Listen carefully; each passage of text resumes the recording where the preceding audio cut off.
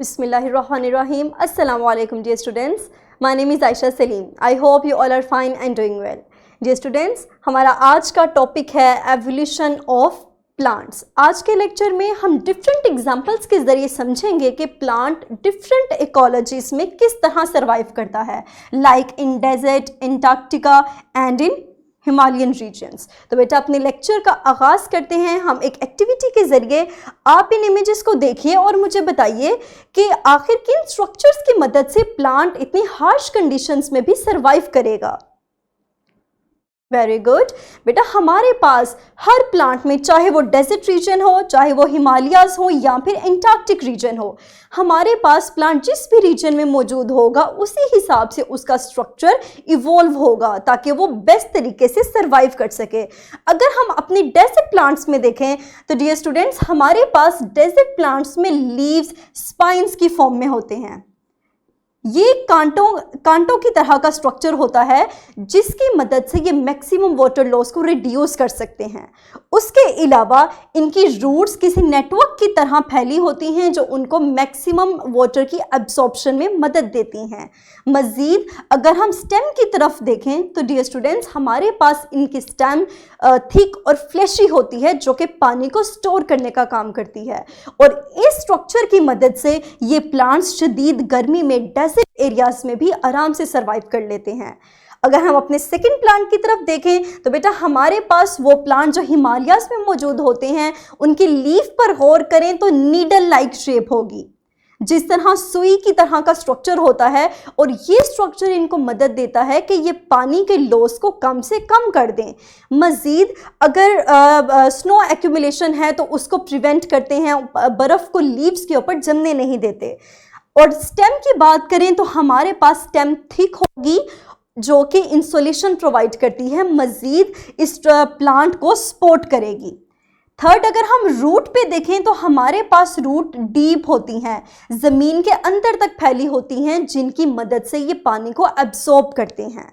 इसी तरह अगर हम एंटार्क्टिक प्लांट्स की तरफ देखें तो हमारे पास लीव्स नीडल शेप और थिन होंगे ताकि वाटर लॉस को कम से कम किया जा सके। इसी तरह अगर हम स्टेम की बात करें तो dear students, in case of Antarctic plants they have short and flexible stem that reduces their exposure towards harsh winds और इसी वजह से हमारे पास पानी के लॉस को कम से कम किया जाता है, मज़ीद इनको तेज़ हवाओं से भी बचाया जाता है।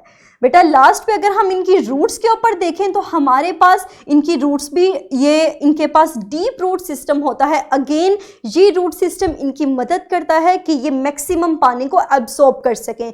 अगर आप गौर करें तो हमारे पास तीनों प्लांट की कैटेगरीज के अंदर लीव्स, स्टेम और रूट को इस तरह से ढाला गया है कि ये पानी की लाइट की एब्जॉर्प्शन कर सकें, उसके अलावा पानी की मिनिमम लॉस हो सके, इनके स्ट्रक्चर को सपोर्ट किया जा सके और पानी की एब्जॉर्प्शन की जा सके।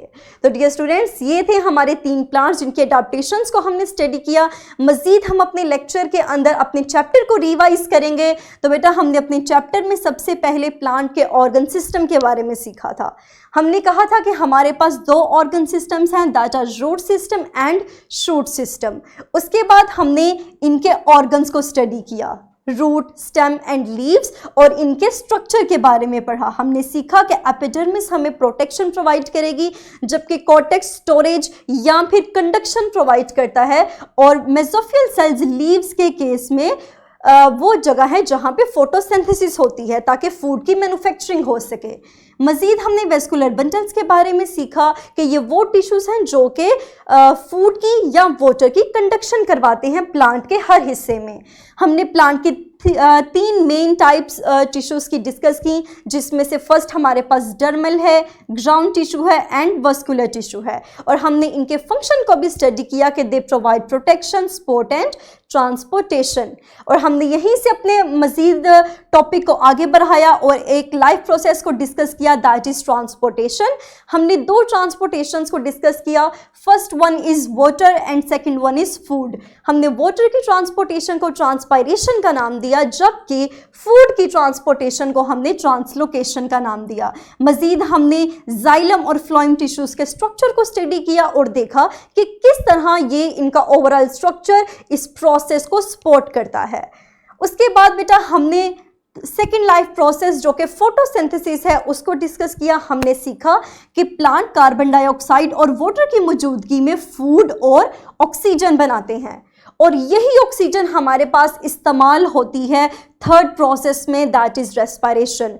कुछ हिस्सा प्लांट खुद इस्तेमाल करेगा जबकि कुछ हिस्सा स्टोमेटा के जरिए रिमूव कर दिया जाएगा। और बेटा इसी ऑक्सीजन की मौजूदगी में हमारे पास ट्रांसपोर्ट होने वाला फूड जो कि लीव्स में प्रिपेयर हुआ था उसकी ब्रेक डाउन होगी और नतीजतन हमारे पास एनर्जी बनेगी। एंड इन थर्ड प्रोसेस हमने दो तरह के प्रोसेसेस को डिस्कस किया। First one in the presence of oxygen जिसको हमने एरोबिक रेस्पिरेशन का नाम दिया, और second one in the absence of oxygen जिसको हमने एनएरोबिक रेस्पिरेशन का नाम दिया। मजीद हमने सीखा कि प्लांट को मिनरल्स की भी ज़रूरत होती है जो कि पानी के साथ वो अपटेक करता है और उसकी प्रॉपर और हेल्दी ग्रोथ के लिए ये मिनरल्स ज़रूरी होते हैं। हमने सीखा मैग्नीशियम और नाइट्रेट्स के बारे में और हमने समझा कि अगर इनकी कमी हो जाएगी तो प्लांट की ग्रोथ पे असर पड़ेगा, उसकी वो फोटोसिंथेसिस पे असर पड़ेगा, क्योंकि हमारे पास मैग्नीशियम जो है वो क्लोरोफिल का एक बहुत अहम हिस्सा है और अगर नाइट्रेट्स की बात करें तो ये प्रोटीन फॉर्मेशन में बहुत ज़रूरी होती है। तो डियर स्टूडेंट्स ये था हमारा चैप्टर जिसको हमने, ये तमाम कंसेप्ट थे जिनको हमने अपने प्रीवियस लेक्चर्स के अंदर बहुत डिटेल से डिस्कस किया। तो that's all about today's lecture. अब बेटा इन्हीं कंसेप्ट्स को इस्तेमाल करते हुए जिनको हमने अभी रिवाइज किया, आप इस वर्कशीट को सॉल्व कीजिए। इसका लिंक आपको इसी वीडियो के डिस्क्रिप्शन में मिल जाएगा, तो अपनी वीडियो को पॉज कीजिए and solve this worksheet. Very good, I hope कि आपने इसको इजीली सॉल्व कर लिया होगा। डियर स्टूडेंट्स, इंशाल्लाह हम अपने अगले लेक्चर के अंदर अपने सेकंड चैप्टर को डिस्कस करेंगे। तब तक के लिए अपना ख्याल रखिएगा। Thank you very much. अल्लाह हाफिज़।